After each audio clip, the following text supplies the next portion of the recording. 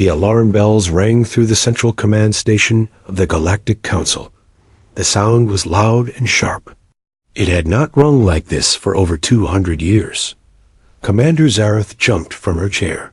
Her blue skin turned pale as she looked at the screen in front of her. The numbers on the display were wrong. They had to be wrong. Nothing could create readings like this. Check the sensors again, she said to her team. Her voice was calm, but her hands were shaking. Tech Officer Krellin ran his 6 fingers over the control panel. His insect-like eyes moved quickly as he read the data. Commander, I have checked 3 times. The readings are correct. That is not possible, Zareth said. She walked closer to the main display. The screen showed a map of known space. In one corner, a small yellow star glowed. Next to it was a tiny blue dot. That was Earth, home to the humans. But now something else was there. Something big. Something that should not exist. Show me the energy readings, Zareth ordered. The screen changed. Numbers filled the display. Zaroth had been studying space energy for 50 years. She had never seen anything like this. The gravitational waves started 1 hour ago. Krallan explained. They came from the Sol system, from near the human home world. Humans? Zareth laughed, but it was not a happy sound. Humans can barely travel to their own moon. Their ships use chemical fuel. They are like children playing with toys. Commander, another voice called out. It was Officer Meldok from the long range. Scanner station. You need to see this. Zareth H. moved to his station. Meldok was old, even for his species. He had worked with space scanners for over 100 years. His face was worried. What is it? Zareth asked. I am picking up a massive object in the Sol system. It appeared from nothing. One moment, empty space. The next moment, this. The scanner screen showed a shape. It was long and dark. Even from far away, it looked huge. How big? Zareth asked. Over 1,000 meters long. Maybe more. The readings are unclear because of some kind of energy field around it. Zareth felt cold. The biggest warship in the Galactic Council fleet was only 600 meters long. And that ship took 50 years to build. Are you sure it is from the humans? The energy signature matches their technology. But Commander, their technology should not be able to build something like this. Zareth walked back to her command chair. She needed to think. The humans had joined the galactic community only 5 years ago. They had seemed weak and primitive. Their representatives had been polite but quiet. They asked for trade agreements and protection. They offered nothing in return except some basic metals and simple art. Every alien species that met humans thought the same thing. They were new to space. They were harmless. They needed help to survive among the older, stronger civilizations. Get me a direct line to the High Council, Zareth ordered. Yes, Commander. The main screen changed again. Now it showed the faces of the 5 High Council members. They were the leaders of the 5 most powerful species in known space. Each one had ruled for hundreds of years. Council members, Zareth began. We have a situation. High Chancellor Veximer spoke first. He was from the Dominion, the strongest military force in the galaxy. His species looked like tall, thin humans, but with gray skin and no hair. Explain quickly, he said. Massive energy readings from the Sol system. A large object has appeared near Earth. We believe it is a warship.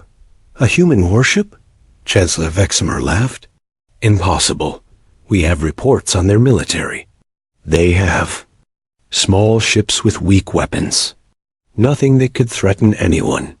The readings suggest otherwise, Zareth replied. High Counselor Taishla spoke next. She was from the Science Union, a group of species that shared knowledge and technology.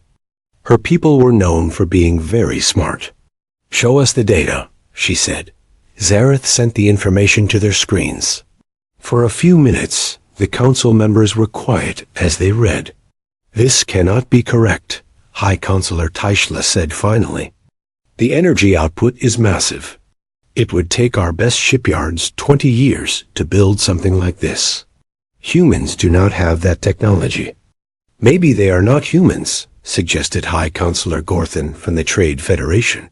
His species looked like large bears with 4 arms. "Maybe another species has taken over their system." "No," Zareth said. "The energy signature matches. Human technology. It is definitely from them." High Chancellor Veximer's face became serious. "If humans have built a warship this large, it changes everything. We need to know more." "I agree," said High Counselor Ren-Fi from the Exploration Guild. "Her species lived in space and rarely visited planets. Send a scout ship immediately." The 5th council member had been quiet until now. High Counselor Zeekmar from the Military Alliance was known for being careful and thinking before speaking. "No," he said. "Do not send a scout ship." "Why not?" Chancellor Veximer asked. "Think about this," Zekmar continued. "Humans have been in space for less than 100 years. We have been watching them for the last 50 years. In all that time, they have shown us small ships and weak weapons. Now, suddenly, they have a massive warship. Your point?" Taishla asked. "They have been hiding their true abilities. For 50 years, they have let us think they were weak and helpless. That takes planning. That takes patience. Species that can plan for 50 years are dangerous." The other council members looked uncomfortable. Zekmar was right. If humans had been hiding their strength for so long, what else were they hiding? "We need to call an emergency session," Chancellor Veximer decided. "All member species need to know about this." "Agreed," the other council members said. The screen went dark. Zareth looked around her command station. Her team was staring at her, waiting for orders. "Continue monitoring the Sol system," she said. "I want to know if anything else appears. And send a message to all our deep space sensors. If there are more human ships out there, we need to find them." "Yes, Commander," Krellin replied. Zareth sat down and looked at the display showing the human ship. It was just sitting there in space, not moving. But somehow, that made it more frightening. It was like a sleeping giant, waiting to wake up. In her 50 years of service, Zareth had seen many wars. She had watched species fight and die. She had seen the rise and fall of civilizations. But she had never felt fear like this. The humans had been quiet for too long. And now, the galaxy was about to learn why. Admiral Sarah Chun stood on the bridge of the U-East Prometheus and looked out at the stars. She had waited 30 years for this moment. 30 years of keeping secrets. 30 years of building in the shadows. "Admiral," called Lieutenant Commander Park from the communication station. "We are receiving multiple signals from Earth Command. The alien fleets have been spotted at the edge of our solar system." Sarah nodded slowly. She had expected this day would come. For 50 years, humanity had been preparing. They had learned to smile and act weak while building the strongest weapons the galaxy had ever seen. "How many ships?" she asked. "Long-range sensors show over 200 alien vessels. They appear to be from the Zektar hegemony." Sarah felt her stomach tighten. The Zektar were known throughout the galaxy as conquerors. They had destroyed dozens of civilizations. They took what they wanted and killed the rest. "Time until they reach Earth?" 18 hours, Admiral." Sarah walked to the center of the bridge. Around her, 30 crew members worked at their stations. Each one had trained for years for this moment. Each one knew that the future of humanity depended on what happened next. "Open a channel to Earth." "Command," Sarah ordered. The main screen showed the face of General Martinez, head of Earth's secret military program. Behind him, Sarah could see the busy command center on Earth. People were running everywhere, preparing for war. "Admiral Chun," General Martinez said, "are you ready?" "The Prometheus is fully operational, sir. All systems are running perfectly." "Good. The President has given authorization for Operation Revelation. You may decloak when ready." Sarah felt a moment of sadness. For 50 years, humanity had lived a lie. They had pretended to be weak and helpless. They had let alien species think they were nothing more than primitive animals who had just learned to fly between planets. But the lie was necessary. When the first alien ship had crashed on Earth in 1975, humanity had learned two important things. First, they were not alone in the universe. Second, the universe was full of species that would destroy them if they seemed threatening. So humanity had made a choice. They would hide their strength until they were strong enough to protect themselves. "Begin decloak sequence," Sarah ordered. "Yes." "Admiral," replied Commander Torres from the tactical station. Around the ship, the cloaking field began to fade. The Prometheus had been hidden inside a hollowed-out asteroid for the past 5 years. To any alien sensor, it looked like empty space, but now the truth was revealed. The UES Prometheus was 1,200 meters long. It was built with technology that no alien species had ever seen. The humans had taken the crashed alien ship from 1975 and spent 50 years improving everything about it. The ship's hull was made from a new metal that could absorb energy weapons. The engines used exotic matter to bend space itself. The weapons could destroy a planet from 1,000,000 kilometers away. "Decloak complete, Admiral," Commander Torres reported. "Power up all systems. Charge the quantum lance batteries. Prepare the shield generators." "All systems coming online, Admiral." Sarah looked at her crew. They were young, most of them in their 20s and 30s. But they had trained on simulators that used real alien technology. They knew exactly what their ship could do. "Admiral?" Lieutenant Park called out. "We are receiving a transmission from the alien fleet. Put it on the main screen." The display changed to show an alien face. It looked like a lizard standing on 2 legs. Its skin was green and covered in scales. Its eyes were yellow and cold. "Human vessel," the alien said in broken English. "I am War Commander Voshk of the Zektar 3rd Fleet. You will surrender immediately or be destroyed." Sarah stepped forward so the alien could see her clearly. "This is Admiral Sarah Chun of the United Earthship Prometheus. You have entered human space without permission. You have 18 hours to leave our solar system." War Commander Voshk made a sound that might have been laughter. "You think your one ship can fight my entire fleet? You humans are even more stupid than we thought." "Commander," Sarah said calmly, "you should know that my ship is not like the ones you have seen before. I suggest you scan us very carefully before making any threats." The transmission ended. Sarah knew that Voshk was now running every sensor he had at the Prometheus. In a few minutes, he would realize his mistake. "Admiral," called Commander Torres, "I am detecting energy spikes from the alien fleet. They are scanning us with everything they have." "Let them look," Sarah replied. "They need to understand what they are facing." Sarah walked to the viewing window. In the distance, she could see Earth. It looked so small and peaceful.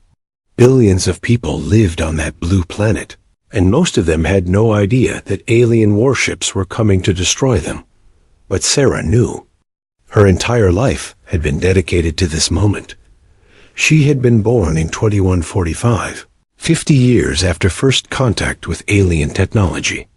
As a child, she had been selected for the Prometheus program. Only the smartest and strongest humans were chosen. They spent their entire lives preparing for the day when humanity would have to fight for survival. "Admiral," Lieutenant Park said, "the alien commander is requesting another communication." "Put him on screen." War Commander Voshk appeared again. This time, his face looked different. The confidence was gone, replaced by confusion and worry. "Human Admiral," he said slowly, "our scans of your ship show some unusual readings. What kind of weapons are you carrying?" Sarah smiled. "The kind that will send you home with a story to tell, if you are smart enough to leave now. You are bluffing. One ship cannot defeat 200. "Commander Torres," Sarah said without looking away from the screen, "show our friend what the Prometheus can do. Fire one quantum lance at the asteroid belt." "Yes, Admiral." A beam of pure energy shot out from the front of the Prometheus. It traveled across space faster than light and struck a large asteroid 1,000,000 kilometers away. The asteroid simply disappeared. One moment it was there. The next moment there was nothing but empty space. War Commander Voshk stared at the screen. In shock. "That is impossible. No weapon can destroy matter completely. You have 17 hours and 55 minutes to leave our solar system," Sarah said. "I will not ask again." The transmission ended. "Admiral," Commander Torres said, "the alien fleet is holding position. They are not advancing, but they are not leaving either." Sarah nodded. "They need time to think. Voshk is probably contacting his superiors right now, asking for orders." "What if they attack anyway?" asked Lieutenant Park. Sarah looked at her. "Young communications officer. Then we show them what 50 years of human engineering can accomplish. And we send a message to every alien species in the galaxy that Earth is no longer an easy target." On the main screen, the display showed the positions of all ships in the solar system. 200 alien warships faced one human dreadnought, but Sarah was not worried. She knew something the aliens did not know. The Prometheus was not alone. Hidden throughout human space were 11 more ships just like it. Each one was crewed by the best humanity had to offer. Each one carried enough firepower to destroy an entire fleet. For 50 years, humanity had been the quiet neighbor that no one paid attention to. But now, the galaxy was about to learn that the quiet ones were often the most dangerous. "All stations, report status," Sarah ordered. "Weapon systems fully charged and ready. Shields at maximum power. Engines ready for combat maneuvers. Communication systems standing by." Sarah took a deep breath. The moment she had trained for. Her entire life was about to begin. Humanity's future hung in the balance. "Very well," she said. "Let's see if our visitors are smart enough to leave or foolish enough to stay." War Commander Voshk sat in his command chair and stared at the reports coming in from his science officers. The numbers did not make sense. The human ship was showing energy readings that should be impossible for such a primitive species. "Science. Officer Krelth," he called out. "Explain these readings to me again."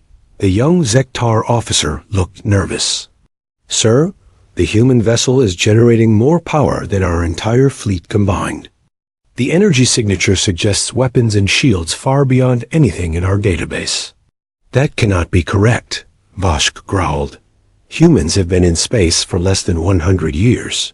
We have been conquering the galaxy for over 2,000 years.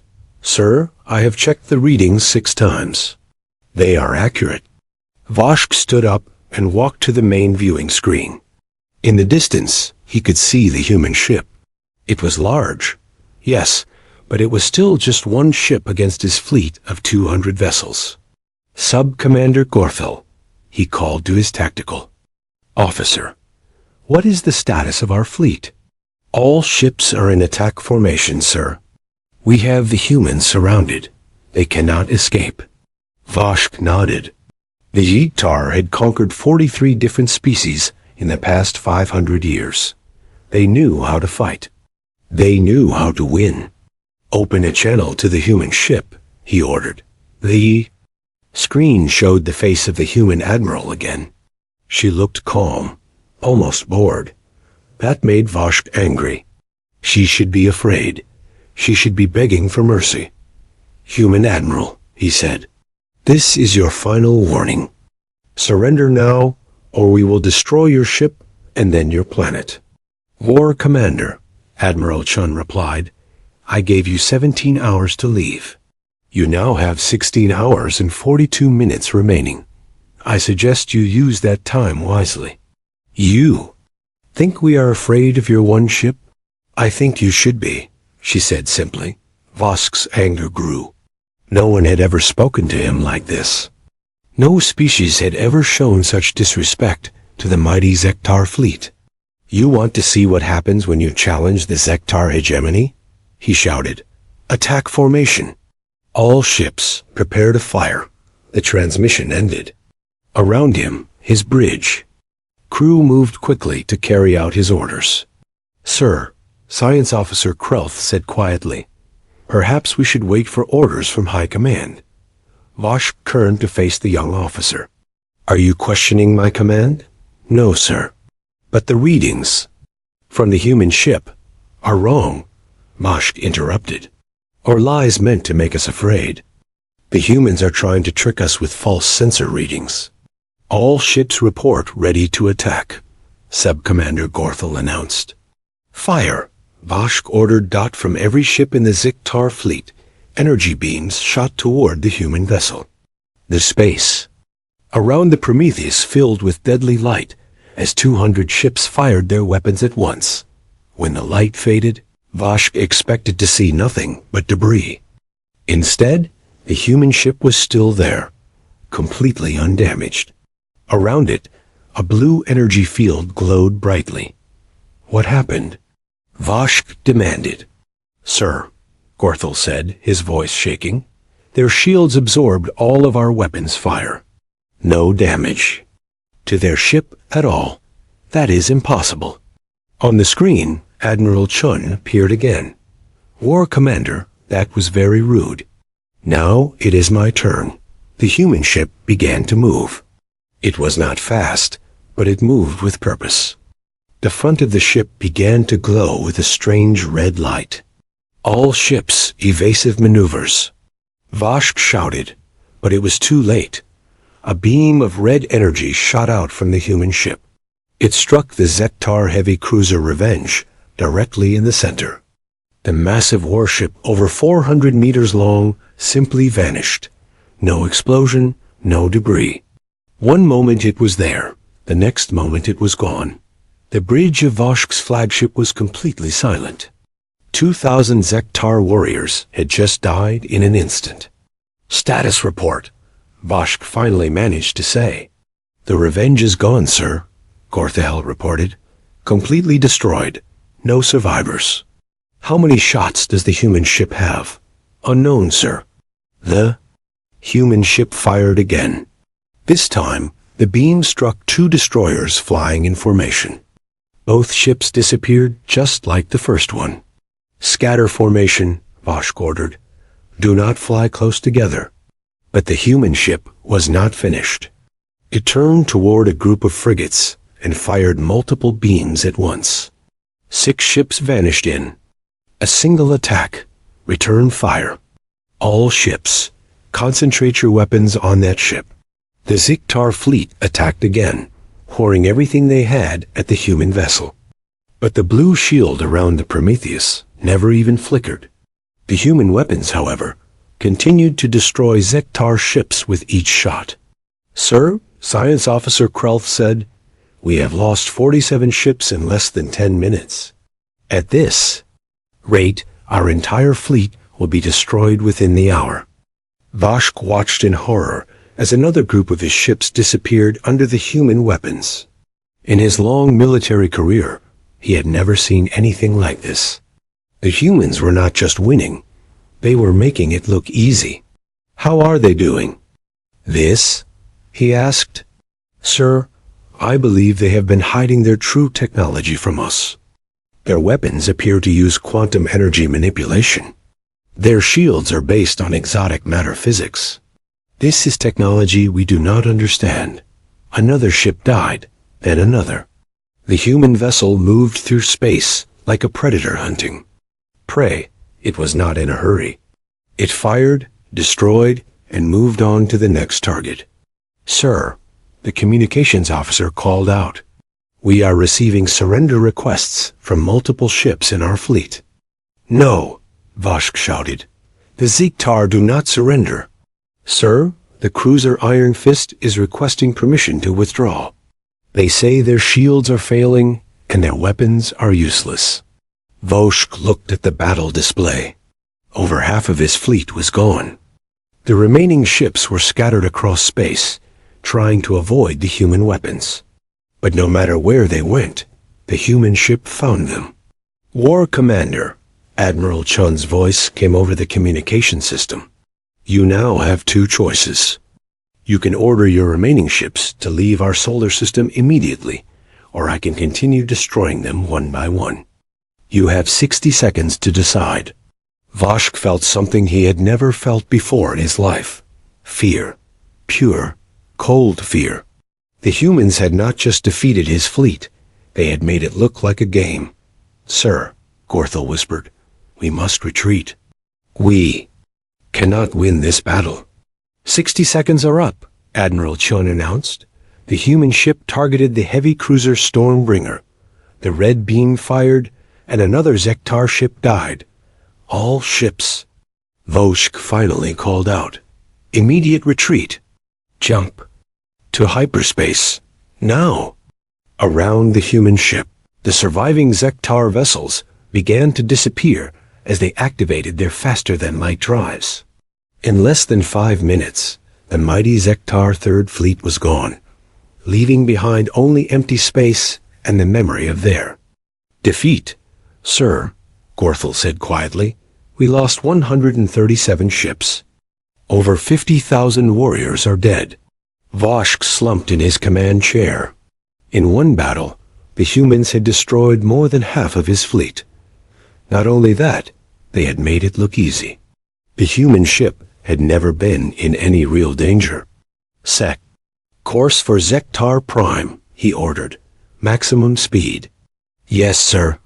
As his ship jumped to hyperspace, Voshk thought about what he would tell his superiors. How could he explain that a single human ship had defeated the pride of the Ziktar fleet? But more important than his embarrassment was the message this battle would send throughout the galaxy. Word of this defeat would spread to every species, every world, every civilization. The humans were no longer the weak, primitive species everyone thought they were. They had been hiding their strength, waiting for the right moment to reveal it. And now, the galaxy would learn to fear the name. Earth. Back in the Sol system, Admiral Chun looked at her tactical display. Where moments before there had been 200 enemy ships, now there was nothing but peaceful space. "Damage report?" she ordered. "No damage to report, Admiral," Commander Torres replied. "Shields held at 98%. All weapons systems functioning normally. Casualties? None, Admiral." Sarah nodded. It had gone exactly as the simulations had predicted. 50 years of preparation had paid off. "Communications. Send a message to Earth Command. Tell them the threat has been eliminated." "Yes, Admiral." Sarah looked out at the stars again. This battle was over, but it was only the beginning. Soon, every species in the galaxy would know what had happened here. Some would be afraid. Some would be angry. Some would want to be humanity's friends. But all of them would know one thing for certain. Earth was no longer a target. Earth was now a power to be respected. The news traveled fast across the galaxy. Faster than any ship, faster than any army. The story of the human victory spread from world to world. In the great halls of the Galactic Council, emergency meetings were called. On military bases throughout, known space, generals and admirals studied the battle reports. In scientific laboratories, researchers tried to understand how the humans had built such powerful weapons, but nowhere was the shock greater than on the home world of the Ziktar. Hegemony. War Commander Voshk stood before the Supreme War Council, the highest military authority of his people. The 5 supreme commanders sat behind a curved table, their cold eyes staring down at him. "Explain," said Supreme Commander Draxith, the oldest and most feared of the Zektar leaders. "Explain how you lost half of the Third Fleet to a single human ship." Voshk had practiced this moment during the long journey home. But now, facing the Supreme Council, he felt like a young soldier again. "Supreme Commanders, the humans have been hiding their true capabilities. Their ship possessed weapons and shields far beyond anything in our database." "One ship?" repeated Supreme Commander Corthan. "You had 200 ships." "Yes, Supreme Commander. But their technology is unlike anything we have encountered. Their weapons destroyed our ships completely. No debris, no survivors. Their shields absorbed our heaviest attacks without damage." The Supreme Commanders looked at each other. Voshk could see the doubt in their eyes. The Zektar had never lost a battle like this. Not in over 2,000 years of conquest. "Show us the recordings," Draxith ordered. The chamber's main screen came to life. It showed the battle from the perspective of Voshk's flagship. The Supreme Commanders watched in silence as the human ship destroyed Zektar vessels with single shots. They saw the red energy beams that made ships vanish. They saw the blue shields that stopped every attack. When the recording ended, the chamber was quiet for a long time. "How is this possible?" Supreme Commander Velgoth finally asked. "Our intelligence reports said the humans were primitive. They should not have this technology." "I believe they have been deceiving us," Voshk replied. "For 50 years, they have shown us only weak ships and simple weapons. But they have been building in secret." Meanwhile, in the scientific centers of the galaxy, alien researchers were working day and night to understand what they had seen. The recordings of the battle had been shared throughout the civilized worlds. Everyone wanted to know how the humans had done it. Dr. Taishalon was the greatest physicist in the Science Union. She had studied technology from 100 different species. She had spent 300 years learning about energy, matter, and the laws of physics. But the human weapons confused her. "The energy readings make no sense," she told her research team. "According to our understanding of physics, those weapons should not work." "Perhaps our understanding is incomplete," suggested her assistant, Dr. Krelmoth. "Or perhaps the humans understand something we do not," Taishalon replied. She looked at the data again.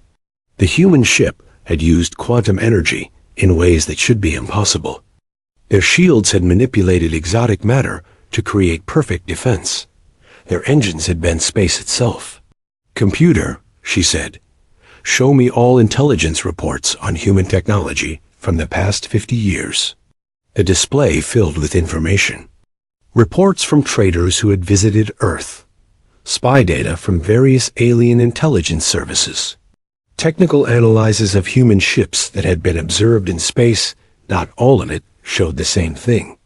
Simple chemical rockets, basic energy weapons, primitive computers. Nothing that could build a ship like the Prometheus. "They have been lying to us," Taishalon said quietly. "For 50 years, they have been lying to everyone." But the biggest shock came when the full truth was finally revealed. On Earth, President Maria Santos stood before the United Nations General Assembly. With her were the military leaders who had kept humanity's greatest secret for 5 decades. "My fellow humans," she began, "for 50 years, our species has lived a lie. Today, that lie ends." Behind her, a large screen showed the image of a crashed alien ship. It was old and damaged, but clearly not human in design. In 1975, this vessel crash-landed in the Nevada desert. The crew was already dead, killed during their journey to Earth, but their technology was intact. The audience was silent. Even the world leaders in the front row had not known this secret. For the past 50 years, our best scientists have studied this ship. We have learned to understand alien technology. We have improved it. We have built upon it. The screen changed to show underground facilities. Massive construction projects hidden deep beneath the Earth's surface. Thousands of workers building ships and weapons that looked nothing like human technology. We knew that other species existed in the galaxy. We knew that many of them were hostile. We knew that if they discovered our true capabilities too early, they would unite against us and destroy us. President Santos paused. She looked out at the assembly hall, seeing the shocked faces of the representatives from every nation on Earth. So we made a choice. We decided to appear weak while we built strength. We decided to let the galaxy think we were primitive while we developed the most advanced weapons ever created. The screen now showed the Prometheus and its sister ships. 12 massive vessels, each one capable of fighting an entire alien fleet. The ship you saw defeat the Zektar fleet is just the first of 12 identical vessels. Each one represents 50 years of human engineering and determination. Each one carries enough firepower to destroy a planet. In space stations throughout the galaxy, alien species watched the broadcast with growing fear. The humans had not just built one powerful ship. They had built 12 of them, but President Santos was not finished. These ships are not our only secret. In the asteroid belt, we have constructed mining and manufacturing facilities. On the far side of the moon, we have built research laboratories, studying technology that most species have never imagined. The screen showed images that made alien scientists gasp in amazement. Factories that could build entire starships in weeks. Laboratories where human researchers worked with technologies that looked like magic. We have developed faster than light. Communication. We have learned to manipulate time itself on a small scale. We have created materials that can exist in multiple dimensions at once. Dr. Taishlan watched the broadcast from her laboratory. Around her, her research team sat in stunned silence. They have been working for 50 years, she whispered. While we thought they were children playing with rockets, they were building an empire. We have mapped every inhabited system within 500 light years of Earth, President Santos continued. We know the location of every alien military base, every trade route, every source of strategic materials. Our intelligence network includes agents on over 200 worlds. Some of you have been working with humans for years without knowing it. Supreme Commander Drexif felt his blood turn cold. If the humans had spies throughout Zektar space, then they knew everything about his military plans. But most importantly, President Santos said, we have learned the greatest lesson of all. In this galaxy, strength is the only thing that matters. Species that appear weak are destroyed. Species that appear strong are respected. For 50 years, we have appeared weak. Today, that changes. Today, humanity takes its place as a major power in the galaxy. The broadcast ended, but the effects would last for generations. In government buildings throughout known space, alien leaders called emergency meetings. Military commanders revised their strategic plans. Scientists struggled to understand how they had been so completely fooled. The humans had not just hidden their strength. They had turned deception into an art form. They had made every alien species in the galaxy believe exactly what they wanted them to believe. Commander Voshk watched the broadcast from his prison cell on Zektar Prime. He had been arrested for losing the battle, but now he realized he had never had a chance to win. The humans had been preparing for this fight for 50 years. They had studied every alien weapon, every alien ship, every alien tactic. When the battle came, they had been ready for everything the Zektar could do. Clever, he said to himself. Very clever. Across the galaxy, a new word began to spread among the alien species. A word that described the humans and their mysterious ways. Dangerous. The humans were dangerous, not because they were strong, though they were very strong, They were dangerous because they could think 50 years ahead. They could plan and wait, and prepare while appearing completely harmless. And if they could hide their strength for 50 years, what else might they be hiding? The galaxy was about to find out. 6 months after the Battle of Sol, the Galactic Council building looked different. New security systems had been installed. Extra guards stood at every entrance. The council members moved with nervous energy, knowing that everything had changed. Commander. Zareth walked through the corridors with a datapad in her hands. The reports she carried would reshape the political map of the galaxy. But first, she had to present them to the High Council. She entered the main chamber and saw that all 5 High Council members were present. But there was also a 6th chair. At the table. It was empty, waiting for a representative from Earth. Council members, Zareth began, I have the final intelligence reports on human capabilities. High Chancellor Viximor from the Dominion spoke first. Tell us the worst of it. Zareth looked at her datapad. Even after 6 months of investigation, the numbers still shocked her. We have confirmed the existence of 12 human dreadnought class vessels. Each one is equivalent in firepower to an entire fleet from any known species. What about their industrial capacity? Asked High Counselor Taishla from the Science Union. Far beyond what we imagined. Hidden facilities throughout their solar system can produce warships, weapons, and technology at a rate that matches our combined output. High Counselor Gorthan from the Trade Federation leaned forward. And their intelligence network? Extensive. We have identified human agents on over 300 worlds. Some have been in place for over 20 years. The council members exchanged worried glances. The humans had not just been building weapons. They had been watching and learning about every major civilization in the galaxy. There is more, Zareth continued. Our scientists have studied the battle recordings from the Zektar encounter. The human weapons use principles that we do not fully understand. Their technology may be 50 to 100 years ahead of our most advanced research. High Counselor Zikmar from the Military Alliance had been quiet until now. What are their intentions? Do they plan to conquer the galaxy? Unknown, Zareth replied, but they have made one thing clear. They want respect, not war. Respect? High Chancellor Vexamer laughed bitterly.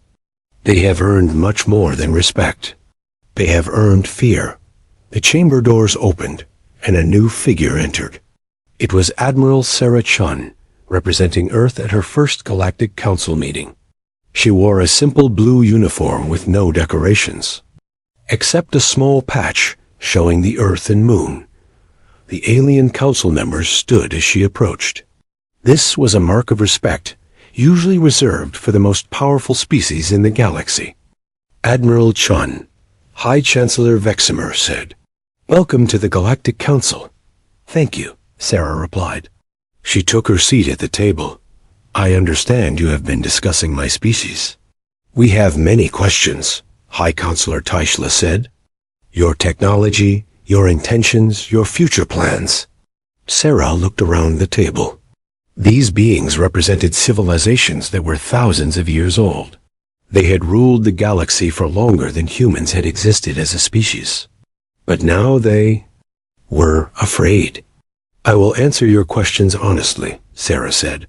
"But first, let me make something clear. Humanity does not seek to conquer anyone. We seek only to ensure our own survival. By building the most powerful weapons in the galaxy?" High Counselor Zikmar asked. "By being prepared for any threat," Sarah replied. "For 50 years we watched and learned. We saw how species that appeared weak were destroyed or enslaved. We decided that would not be our fate." High Chancellor Vexamer studied the human admiral carefully. "You deceived us all." "We protected ourselves," Sarah corrected. "There is a difference. What do you want from us?" High Counselor Gorthan asked. Sarah leaned back in her chair. "Trade. Agreements. Technology sharing. Mutual defense pacts." The same things that any civilization wants from its neighbors. And if we refuse, then you refuse, Sarah said simply. We will not force anyone to be our allies. But we will also not allow anyone to threaten Earth or human colonies. High Counselor Taisla spoke next. Your weapons technology, will you share it? Some of it with trusted allies.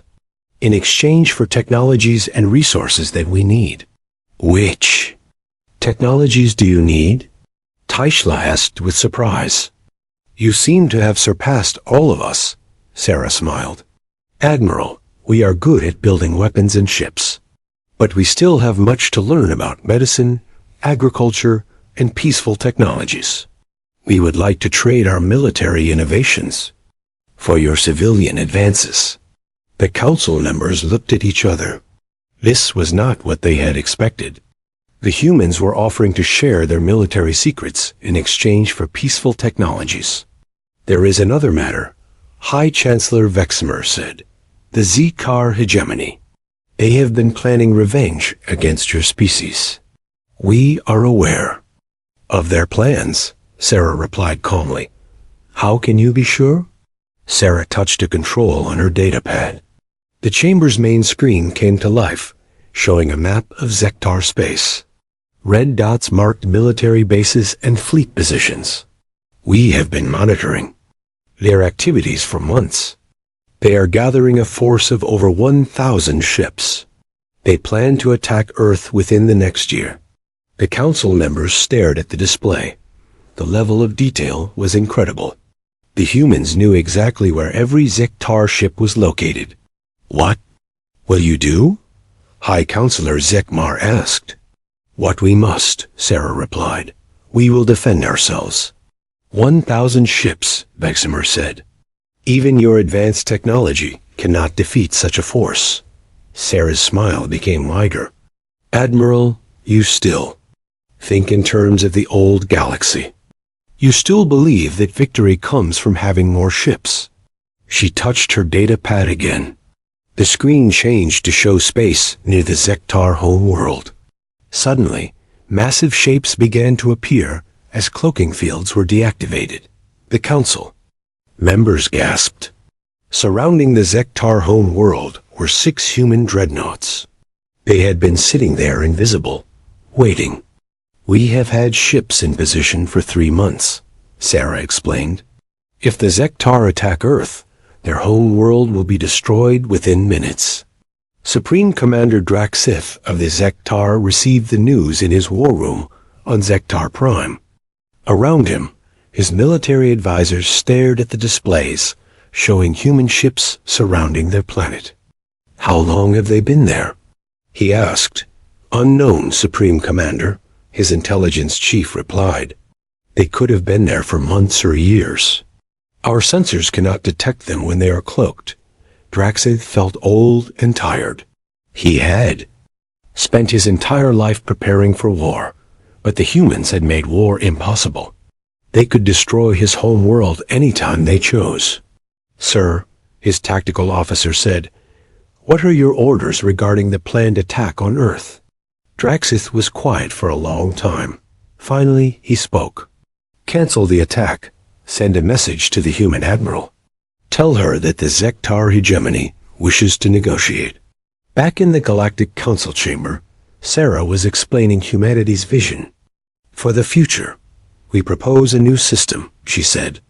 Instead of strong species dominating weak ones, we suggest cooperation between equals. Equals? High Counselor Gorthan laughed. Your ships could destroy our fleets easily. Military strength is not the only form of power, Sarah replied. The Science Union has knowledge that we need. The Trade Federation has resources that we want. The Exploration Guild knows parts of the galaxy that we have never seen. And the Dominion?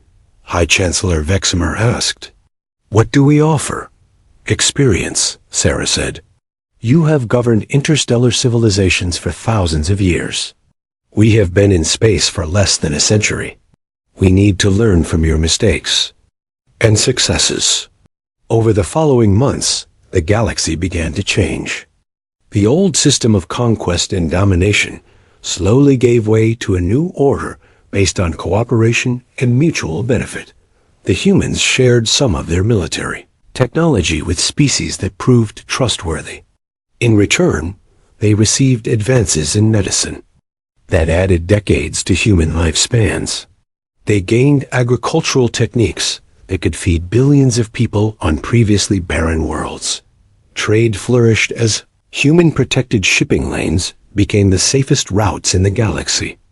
Pirates and raiders found that attacking merchant ships protected by human escorts was a very bad idea.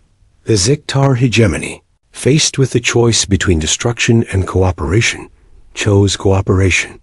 They became humanity's most unlikely allies, providing military expertise in exchange for protection from their enemies. Other aggressive species throughout the galaxy took notice. If the mighty Ziktar could be forced to negotiate, then perhaps conquest was no longer the path to power. A year after the Battle of Sol, Admiral Sarah Chun stood on the observation deck of the UE's Prometheus. Through the transparent aluminum windows, she could see a sight that would have been impossible just 2 years earlier. Human ships flew in formation, with vessels from a dozen different species. Scientists from Earth worked alongside alien researchers on joint projects. Trade ships carried goods between worlds that had been enemies for centuries. "Admiral," Lieutenant Commander Park said as he approached with a message pad, "we have received confirmation from the Outer Rim colonies. The Exploration Guild has agreed to our proposal for joint mapping expeditions." Sarah nodded. "Good. The more we work together, the stronger we all become. Admiral, may I ask you something?" "Of course. Did you ever imagine it would work out this way?" "When we first revealed